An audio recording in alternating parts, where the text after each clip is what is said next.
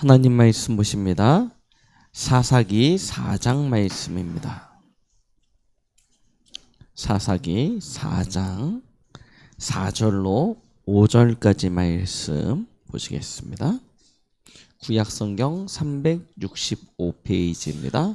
사사기 4장 4절로 5절까지 말씀 우리 찾으셨으면 같이 합독하십니다. 그때 라팟의 아내 여선지자 드보라가 이스라엘의 사사가 되었는데 그는 에브라임 산지 라마와 베델 사이 드보라의 종려나무 아래에 거주하였고 이스라엘 자손은 그에게 나아가 재판을 받더라. 아멘.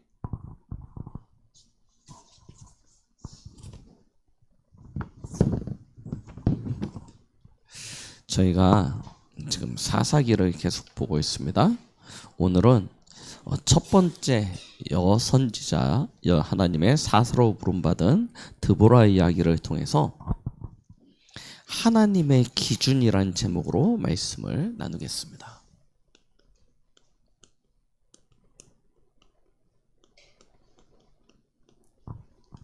하나님이 결국 누구를 사용하시냐 하시는 것이죠. 어제 그 백효진 권사님하고 이현수 권사님하고 교회 4시에 오셔서 두 분이 현장을 도셨습니다. 현장 이렇게 쭉 돌고 5시쯤인가 이렇게 딱 들어오셨는데요. 1시간 현장 딱 들고 오셨는데 얼굴이 빨개지셨어요.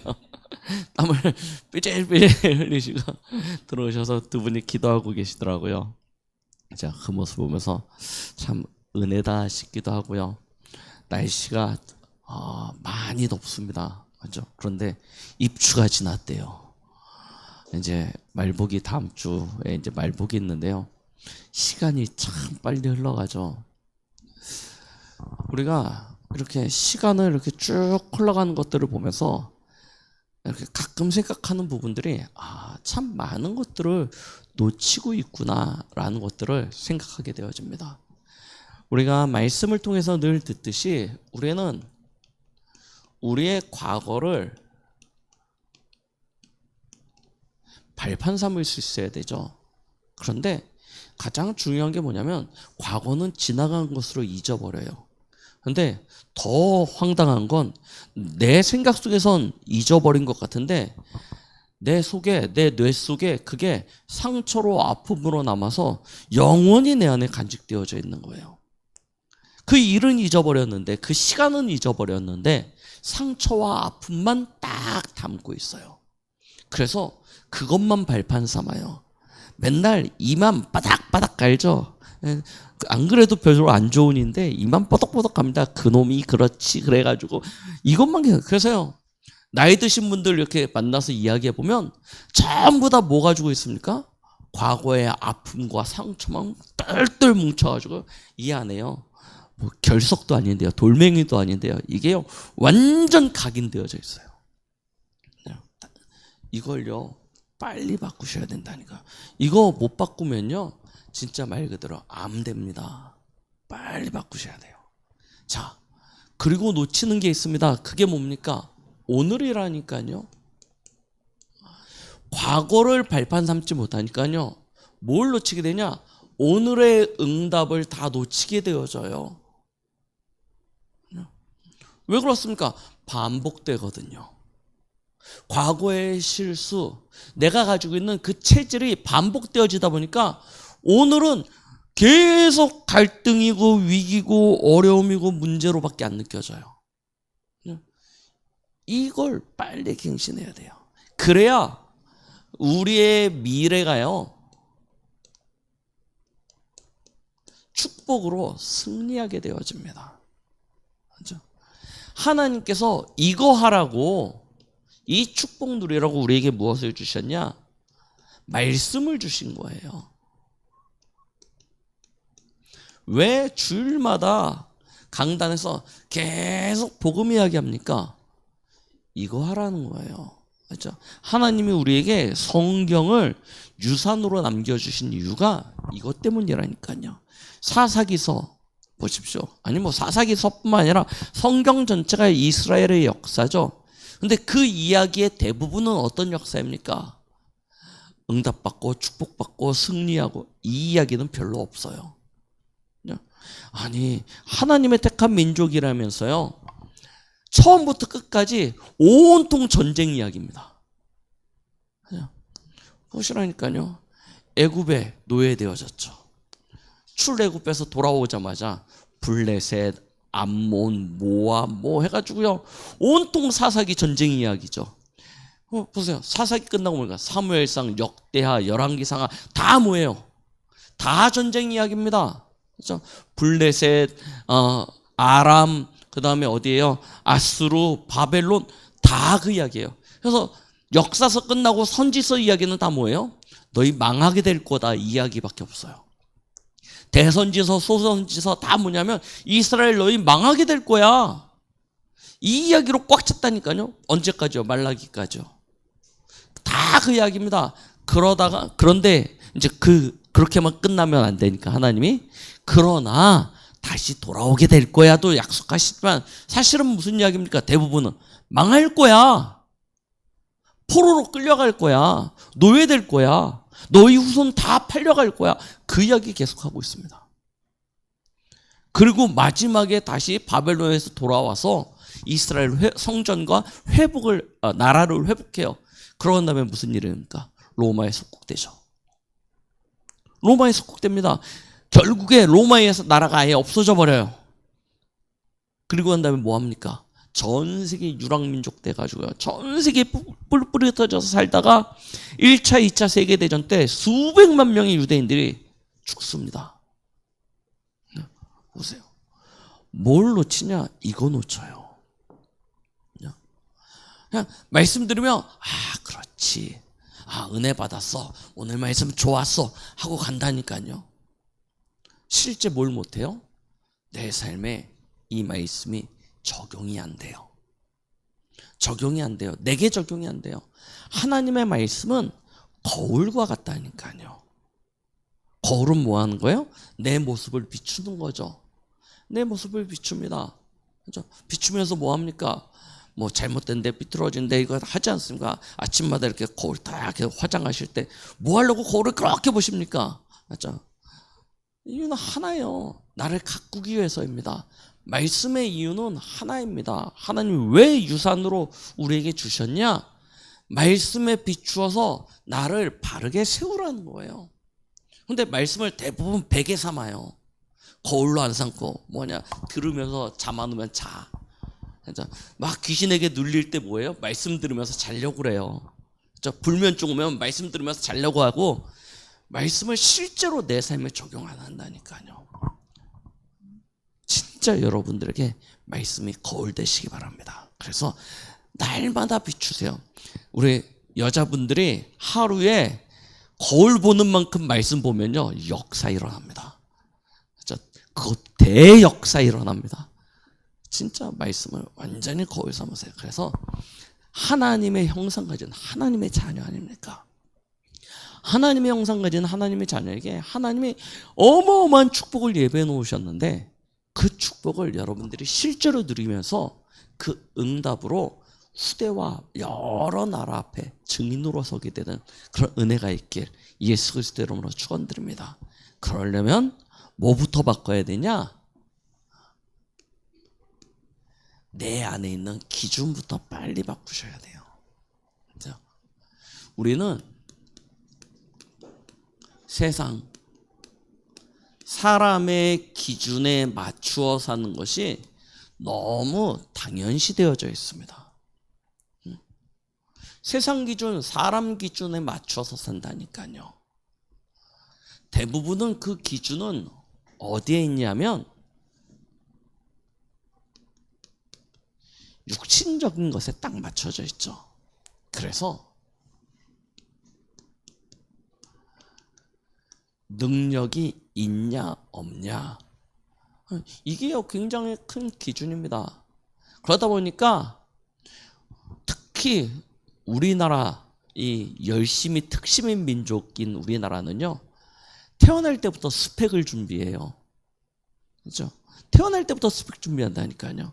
그래가지고 어려서 저 아직 말도 못하는 애들을 막 영재 교육 시킨다고 막 하면서요. 온갖 것 다 시킵니다. 그런데 그거 다 하고 나면 어떤 모습이 되냐면 천재가 나와야 되잖아요. 천재가 나오지 않고요. 딱 틀에 박힌 표준적인 사람이 딱 만들어져요. 왜 그러죠? 어려서부터 영재교육, 천재교육 한다고 막 하는데 딱 어떤 사람 만드냐면 내 옆에 있는 사람과 똑같은 모습을 만들어내기를 원해요. 왜요? 서로 비교한다니까요. 너 왜 쟤처럼 못해? 쟤만큼만 해 하다 보니까요. 그만큼만 딱 만들어요. 그래서 어디 가도 뭘 못해요? 스스로 서질 못해요. 다 그만큼만 만들어내요. 똑똑하다 하는 애도 혼자 딱 뛰어놓으면 아무것도 못하는 사람 만들어내요. 이게 기준 딱 떼어져서 그렇습니다. 스펙 쌓아야 되니까 뭘 만들려고 합니까? 배경 만들려고 하죠. 그래서 무조건 좋은 학교 이렇게 이야기합니다. 거기서 조금만 삐뚤어져도요. 아이들이요. 인생이 공부가 전부가 아닌데 공부 하나 못하면 인생 전체 망가집니다. 그죠? 사실 그렇지 않습니까? 여러분들이 살면서 미분, 적분, 뭐 함수 쓰실 일이 뭐가 있습니까? 그죠? 딱 대학 입시 끝나면 쓸 일이 없어요. 몇몇 특정한 과를 빼놓고 직종을 빼놓고 미분, 적분, 함수 심지어 방정식 쓸 일이 있었으면 하나도 없다니까요. 뭐만 하면 돼요? 사칙 연산이라고 하죠. 더하기, 빼기, 곱하기, 나누기만 할 줄 알면 세상 사는데 아무런 부족함 없습니다. 그런데요. 그거 못한다고 인생 전체가 망가져가지고요. 지금요. 길거리를 방황하고 있는 친구들이 얼마나 많은지 모릅니다. 왜 그러냐? 이게 기준 만들어져서 그래요. 그죠? 자, 거기에 성별, 외모 이런 기준들이 쫙 깔려 있다니까요. 그래서 아무것도 아닌데 이제 이게 전부가 되어져 가지고요. 여기에 딱 맞춰진 그런 모습을 가지려고요. 하다 보니까 후천적 쌍둥이들이 저 강남 나가면 많아요. 왜요? 다 어디 가서 뜯어 고쳐가지고 진짜 비슷비슷하니까 얼굴이 누가 누군지 모르는 그런 사람들이 꽉 찼습니다. 왜 그러냐? 기준이 그렇게 만들어져 있어요. 자, 이 기준의 절대적인 우월적인 이 모든 것에 이유가 있습니다. 왜 그렇습니까? 사람들의 모든 기준은 어디에 있어요? 자기 이익과 유익입니다.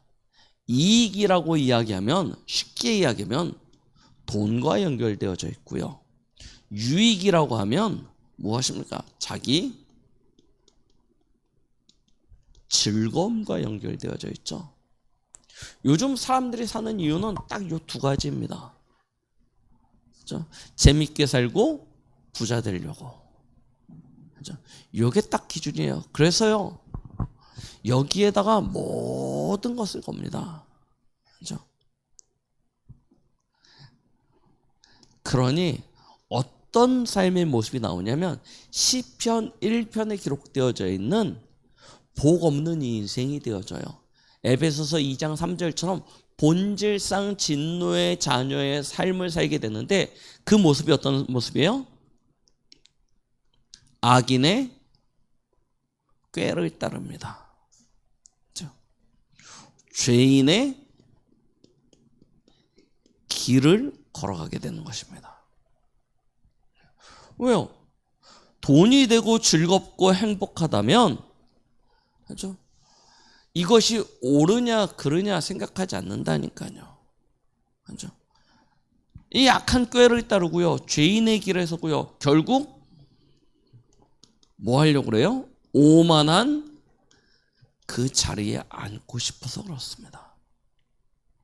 그렇죠? 이게 세상 사람들의 모습이라니까요. 결국 어떤 모습이냐? 창세기 3장의 나 중심이죠. 이 납니다. 모든 기준이 나예요. 창세기 6장에 육신과 물질 중심의 인생이 되는 거죠. 그렇죠? 창세기 11장에 결국 성공 중심의 인생. 그렇죠? 이게요, 완전히 세상 사람들에게 각인뿔이 체질되어졌다니까요. 이거 가지고요 살아가고 있는 것입니다.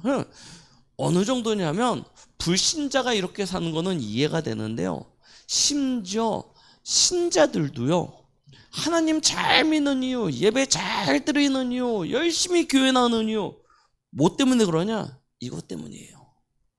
그죠? 나 중심, 물질 중심, 성공 중심. 이 틀을 못 벗어나요.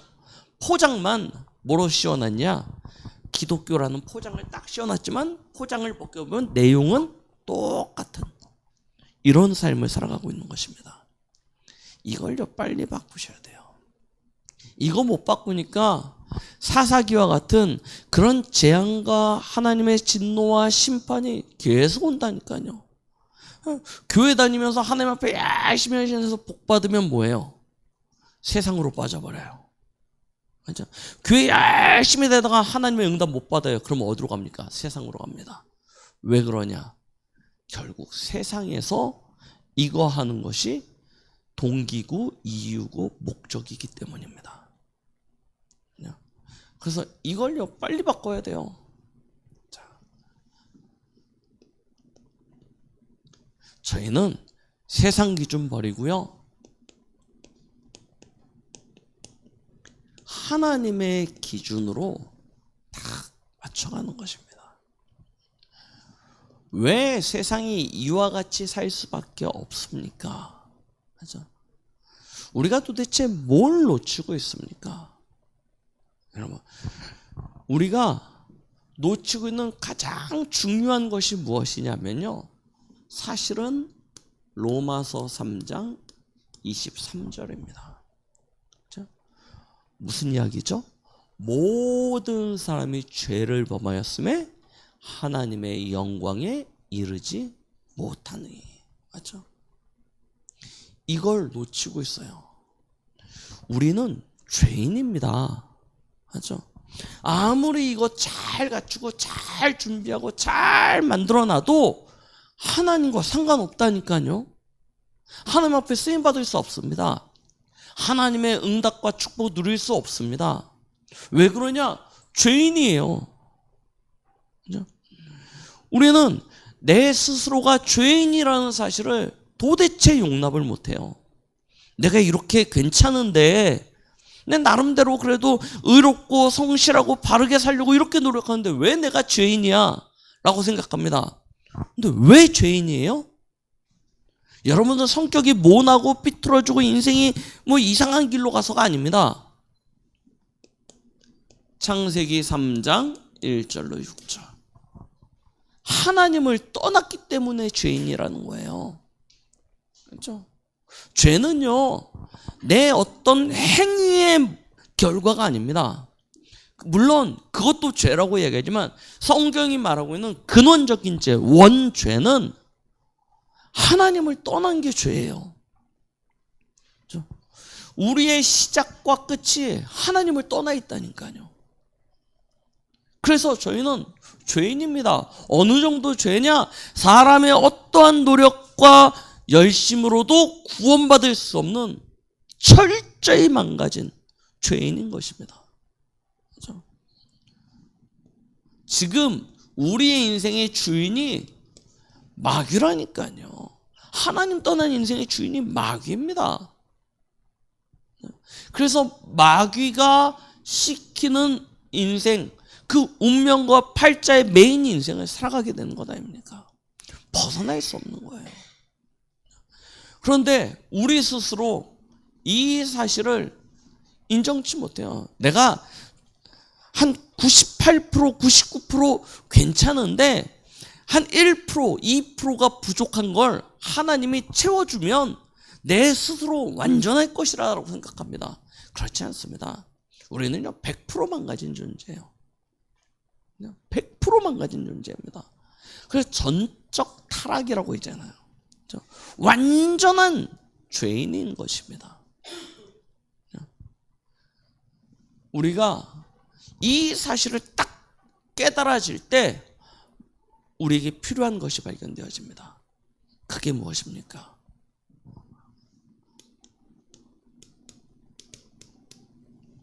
예수 그리스도입니다. 맞죠?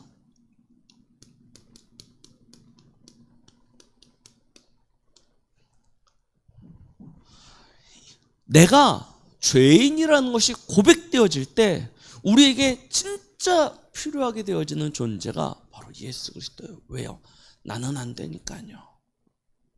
하나님의 구원의 길 대신 그리스도가 내게 실제로 필요하게 되는 것입니다. 왜요? 그리스도만이 우리를 이 죄와 사망의 법에서 해방할 수 있습니다. 그렇죠? 예수 그리스도만이 하나님 떠난 우리 인생에 하나님 만나는 길이 되어 주실 수 있습니다. 예수 그리스도만이 우리가 도저히 꺾을 수 없는, 이길 수 없는 마귀의 그 권세를 꺾으실 수 있는 이름이기 때문입니다. 예수님이 그리스도로 오셔서 생명의 성령의 법으로 우리를 죄와 사망의 법에서 완전히 해방하셨습니다. 그렇죠? 그가 요한복음 14장 6절이죠. 내가 곧 길이요 진리요 생명이라고 말씀하셨습니다. 나로 말미암지 않고는 아버지께로 올 자가 없다. 반대로 무슨 얘기입니까? 예수 그리스도를 통해서만 하나님 만날 수 있다. 그 이야기 아닙니까? 그가 마귀의 일을 멸하시러 이 땅에 오신 것이죠. 그렇죠? 우리는 이 그리스도를 실제로 필요하다는 사실을 알게 되어지는 것입니다. 예수님이 그리스도로 십자가에서 죽으심으로 말미암아 요한복음 19장 30절 우리 인생의 모든 문제를 완전히 끝내신 것입니다. 그렇죠? 그 그리스도를 믿고 영접할 때 우리는 하나님의 자녀가 되어지는 거듭남의 축복을 누리게 되는 것이죠. 그렇죠? 다른 기준 없습니다. 하나님이 쓰시는 사람은 누구냐? 예수 그리스도 아는 자, 예수 그리스도 믿는 자, 예수 그리스도를 가진 자를 하나님께서 쓰십니다. 이게 첫 번째 기준이에요.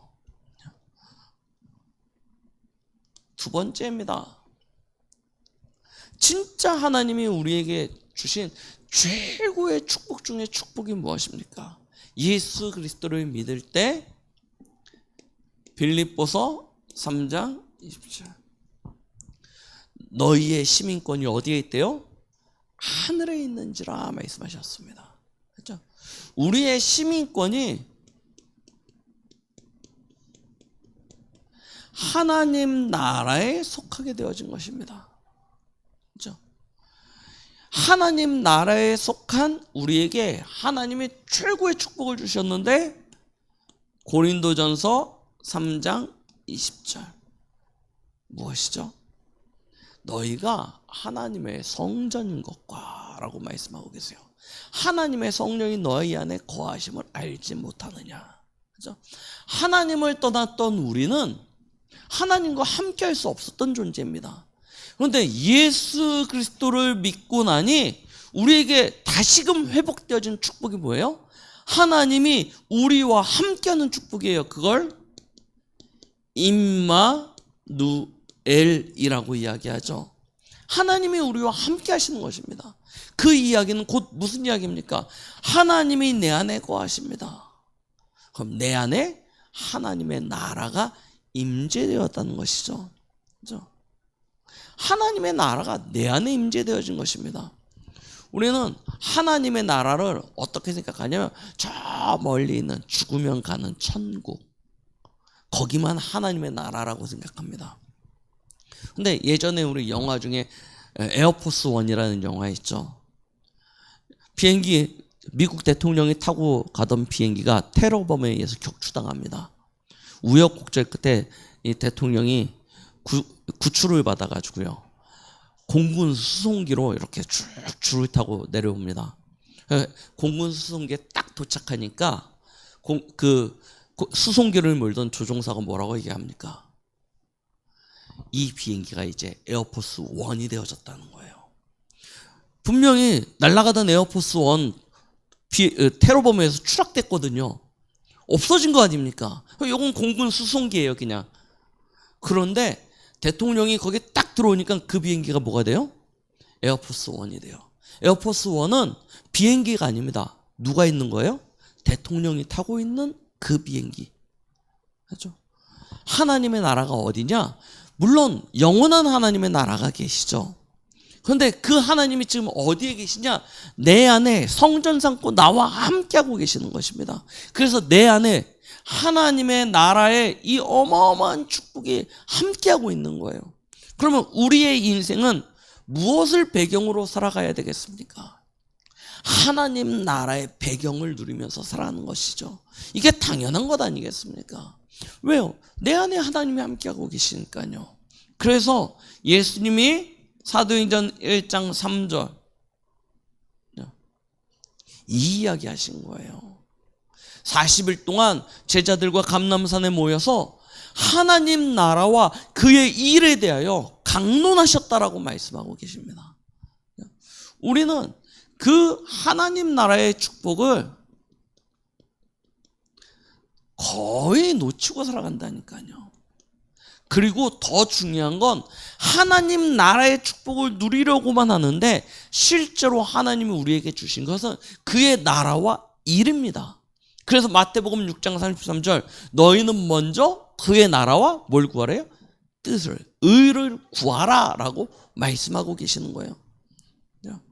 그의 나라와 일, 이걸 실제로 누리는 자, 여기에 생명 걸고 도전하는 자, 하나님께서 이런 사람을 쓰신다니까요. 이번 주 새벽 기도 때 말씀드렸죠. 저기 군부대 가시면요, 옆에 있는 군부대 가시면 군인들이 총을 들고 있지만 그 총은 무슨 총이에요? 빈총입니다. 빈총. 왜 그러냐? 총알이 없어요. 물론 총알 비슷한 거 있습니다. 그거 뭐예요? 공포탄이에요. 빵 쏘면 빵 소리만 납니다. 실제로는 탄두가 없어요. 화약만 있어요. 빵 쏘요. 사람들 놀라서 도망가도록. 그것도 아무 때나 쓰면 영창 갑니다. 아주 위급할 때만 공포탄 쏘게 되어져 있어요. 그럼 그거 뭐냐면 지 죽더라도 이렇게 위급한 상황이 일어났음을 알리는 거예요. 그러면 이거 터지면 실탄 드는 사람들이 쫓아와요. 실제로. 그렇게 되는 겁니다. 실제로요. 이 동네에 실제 총알 가지고 있는 군인들 거의 없습니다. 다 빈총이에요. 왜요? 적이 없어요, 여기엔. 그런데 총알을 가지고 나가는 사람들이 있습니다. 누구예요? 저 휴전선에서 근무하는 철책 경계 근무하는 사람들은 실탄을 가지고 나가요. 왜요? 적과 싸워야 되니까요. 적과 싸워야 되니까요. 하나님의 나라의 진짜 축복은 언제 오냐면요, 그 나라의 복 잘 받아서 나만 편안히 잘 살지 않은 사람에게 주시지 않습니다. 누구에게 주시냐면 그 나라를 알고 그 나라의 일을 하는 사람에게 하나님께서 주시는 거예요. 어떻게 주십니까? 사도행전 1장 8절입니다. 오직 성령이 너희에게 임하시면 너희가 뭘 받아요? 권능을 받고라고 이야기했습니다. 무슨 이야기입니까? 하나님의 권세가 땅의 능력으로 나타나지는 거예요. 그렇죠? 이 축복을 하나님께서 우리에게 주시는 것이죠. 권능을 받고. 하나님의 기준입니다. 하나님의 나라를 알고 그의 일에 도전하고 그걸 실천하는 사람들에게 하나님이요, 하나님이 우리에게 약속하신 권세가 땅에 능력으로 나타나도록 역사하시는 거예요. 그렇죠? 그래서요, 이 비밀을 가지고 우리는 땅끝까지 증인되어지는 것이죠. 하나님의 기준입니다. 그래서 우리의 기준 역시 여기에 딱 맞춰지면 돼요. 우리의 기도 제목 여기로 집중되어지면 됩니다. 그러면 어떤 일이 일어나냐? 증거를 봐야죠. 그게 오늘 사사 드보라 이야기입니다. 사사 드보라요. 보세요.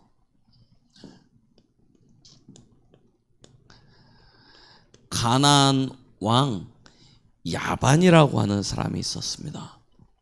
그에게는 철병거가 900대예요.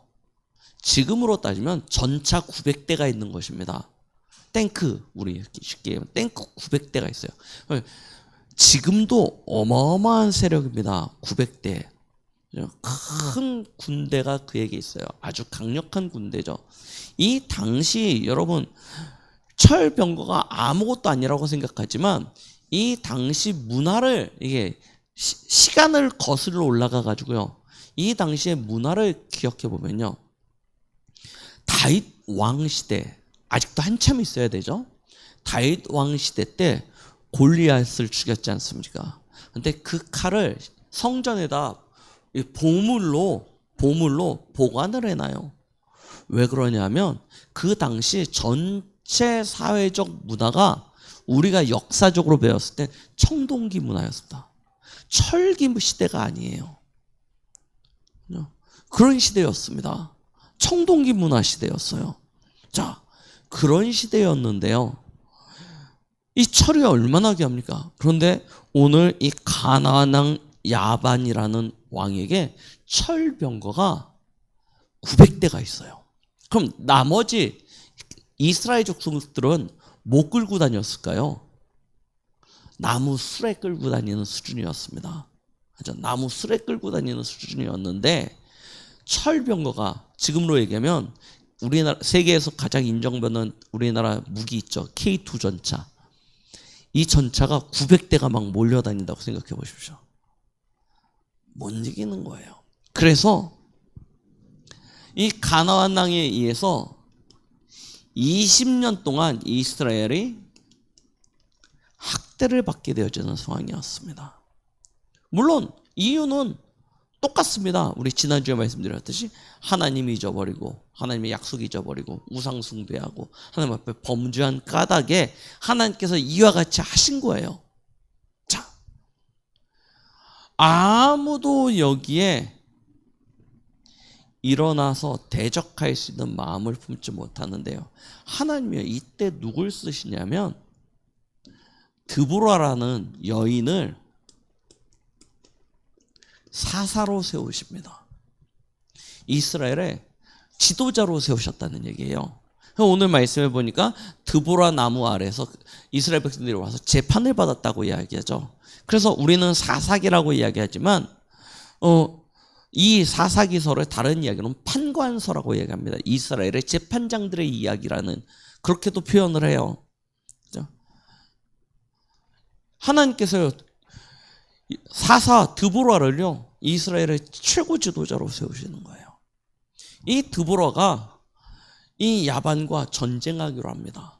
아무도 나서지 못하고 있는 상황에 가서 싸워서 그 야반을 무찌르기로 계획한 것입니다. 그때 누구를 쓰냐면 바락이라고 하는 장수를 쓰는데요. 이 바락이라는 장수와 함께 드보라가 전쟁에 나가게 되어집니다. 드보라가 전쟁에 나가게 되어져요. 스불론과 납달리 자손 10,000명을 데리고요. 기껏해봤자 이게 칼, 창, 화살 이거 들고 나가서요 철병거와 싸우려고 하는 것입니다. 싸울 수 있겠습니까? 이길 수 있겠습니까? 사실은 불가능합니다. 그런데요 하나님이요 하나님의 능력으로요 저 가나안 저 족속 저 군대를요 치시는 거예요. 그래서 그들이 스스로 어지럽게 되어져 가지고요 이스라엘 앞에서 패배하게 되어집니다. 그렇죠? 그리고 이 군대를 이끌던 시스라라는 장군이 도망하게 되어져요. 도망하게 되어져서 막 도망가다가 어떤 집을 발견해 가지고 그 집에 들어가 가지고 그 집을 왜 여주인밖에 없어서 이 여인에게 그렇죠? 나에게 좀 마실 물도 자고 좀 먹을 거 좀 달라고 구합니다. 그 여인이 누구냐면 헤벨의 아내 야엘이라는 여인이었어요. 자, 보세요. 바락이 나가기 전에 이번 전쟁에서 내가 영광을 차지하지 못할 것이다 라고 이야기해요. 왜냐하면 하나님이 그 시스라의 그 목숨을 내가 아니고 한 여인에게 주실 것이다 라고 말씀하십니다. 그 여인이 누구냐면 아까 말씀드렸듯이 헤벨의 아내 야엘입니다. 이 여인이요, 시스라가 도망왔을 때 물을 달라고 했을 때 아주 귀한 것들로 이렇게 대접을 해서 막 배부르게 먹고 난 다음에 지치니까 잠들었지 않습니까? 잠들었을 때요, 이 시스라의 목숨을 이 여인이 취해요. 너무나 잔인한 장면이 있기 때문에 그거는 여러분들이 성경을 보시면서 확인할, 어떻게 이렇게 목숨을 뺏었는지는 성경을 보면서 확인을 하시고요. 여인이요, 그 장수의 생명을 취합니다. 그래서 이스라엘이 승리하게 되어져요. 보세요. 왜 이 이야기를 하냐면 그 당시 여러분 성경 이야기 가만히 보시면 사람 수를 셀 때 누가 빠져요? 여자들이 빠집니다. 여자들은요, 여기에 성경에 어떠한 수에도 포함되어지지 않아요. 그만큼요, 이 어떤 인격적인 대우를 받지 못했던 시대입니다. 그러다 보니까 물론 지금도 중동의 문화 중에 그런 것이 있지만 우리나라는 남자 여자 일부 일처제 아닙니까? 중동은 어때요? 일부 다처제입니다. 왜 그러냐면 그만큼 인격적 대우를 받지 못하는 거예요. 그런 문화가 지금도 있는데요, 과거에는 어떻겠습니까? 그렇죠? 아주 여자분들의 인권은 바닥이었습니다. 그런데 하나님께서는요, 상관없으세요. 누굴 쓰시냐면 힘 있는 사람, 능력 있는 사람을 쓰시는 것이 아니라 이 하나님의 언약적 기준에 딱 합한 자를 하나님께서 사용하시는 거예요. 그래서요, 우리 성경에 보면 기생 라합, 맞죠? 이방 여인 룻, 맞죠? 이런 사람들이 어디에 올라가요? 예수님의 족보에 기록되어집니다. 그렇죠? 사사 드보라, 오늘 야엘과 같은. 하나님의 기준은 사람의 기준과 완전히 다릅니다. 하나님의 기준에 합한 자가 딱 있다면 하나님은요, 능력, 성별, 심지어 장애 아무것도 하나님의 것에는 걸림돌이 되어지지 않아요. 하나님은요, 그 사람을 쓰시는 것입니다. 그렇죠? 이 일로 말미암아 이스라엘은 40년 동안 평안하였다라고 말씀하고 계십니다. 보세요. 여러분, 내 환경이 어때서, 내 출신이 어때서, 내 배경이 어때서 뭐예요? 이겁니다. 세상 기준이요. 실제로 뭘 못 믿고 있냐면 하나님의 것을 못 믿고 있고 못 누리고 있다는 사실 아닙니까? 진짜 우리가 하나님의 것을 딱 가지게 되어지면, 그 속에 우리의 삶이 완전히 담겨지게 되어지면 하나님은 세상의 이 모든 기준과 상관없어요.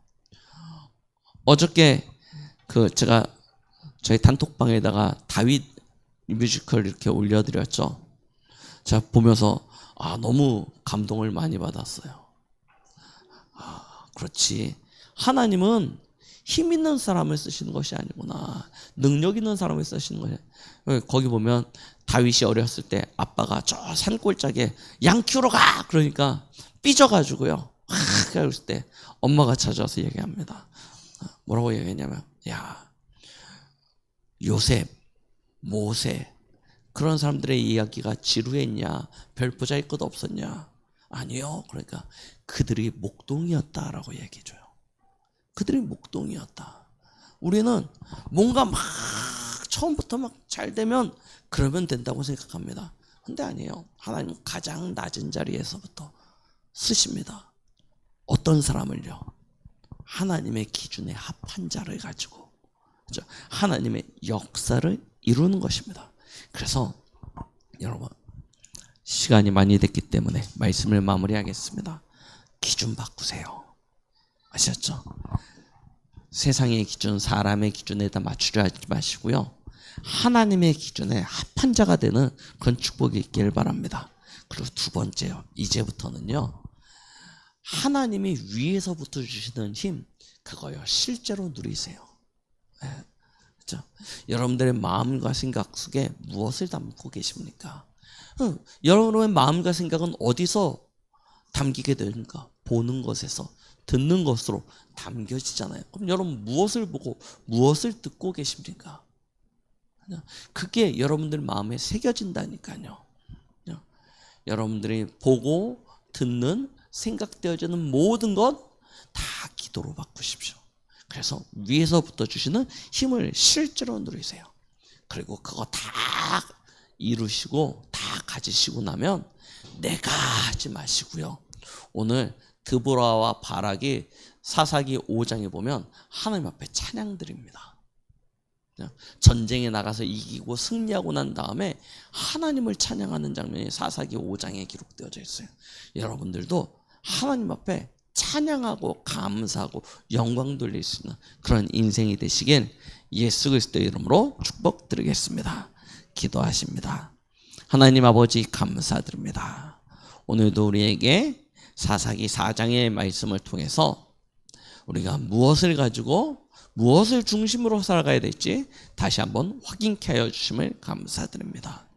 이번 렘넌트의 말씀과 같이 하나님의 기준에 합한 자로 우리의 24집중을 통하여 나를 살리는, 세상을 바꾸는, 시대를 살릴 수 있는 힘을 가진 우리 강북동국의 렘넌트들, 우리 모든 성도들 되도록 축복하여 주시옵소서. 예수 그리스도의 이름으로 기도드렸습니다. 아멘.